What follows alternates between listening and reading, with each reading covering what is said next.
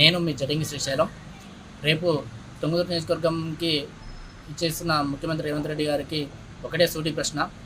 రేపు తుంగతుర్తి నియోజకవర్గానికి మీరు ఎందుకు వస్తారో ఒకసారి తుంగతుర్తి నియోజకవర్గ ప్రజలకు సమాధానం ఇవ్వాల్సిన అవసరం ఉంది. మీరు అధికారంలోకి వచ్చి 20 నెలలు కావస్తుంది. తుంగతుర్తి నియోజకవర్గంలో ఎక్కడ వేసిన గొంగిడి అక్కడే ఉంది. ఎలాంటి అభివృద్ధికి నోచుకోలేదు. తుంగతుర్తి నియోజకవర్గ ప్రజలకు మీరు సమాధానం ఇవ్వాల్సిన అవసరం ఉంది.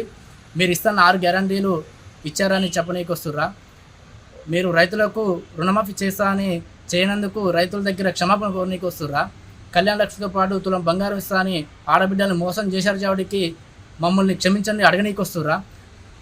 తాతవ్వ నోట్లో మన్ను కొట్టి 4000 పింఛన్ ఇస్తా అని తాతవ్వ నోట్లో మన్ను కొట్టినందుకు క్షమాపణ అడగనీకి వస్తుర్రా? దేనికి వస్తున్నారు రేవంత్ అన్న? ఒకసారి సమాధానం చెప్పండి.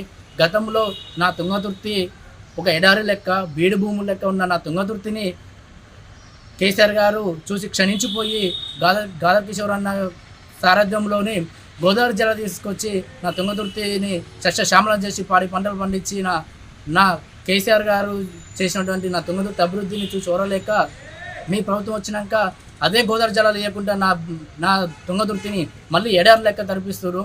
ఈ తరిపించినందుకు రైతులని తుంగతుర్తి ప్రజల్ని క్షమాపణ అడగనీకి వస్తుర్రా? మీరు వస్తురంటే 1000 కోట్ల నిధులు వస్తాయని చెప్పేసి అనుకున్నాం.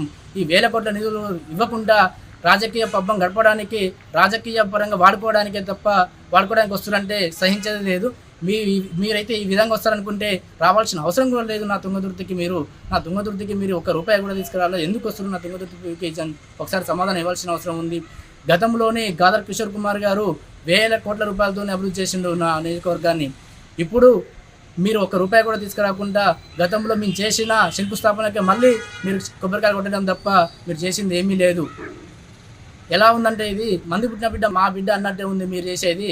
ఇలాంటి రాజకీయాలు చేసుకుంటూ పబ్బం గడపాలని రేవంత్ అన్న మీరు అనుకుంటే తుంగతుర్తి ప్రజలు చాలా చైతన్యవంతులు, మీకు తగిన బుద్ధి చెప్తారు. త్వరలోనే తుంగతుర్తి ప్రజలు అంటే ఏందో మీరు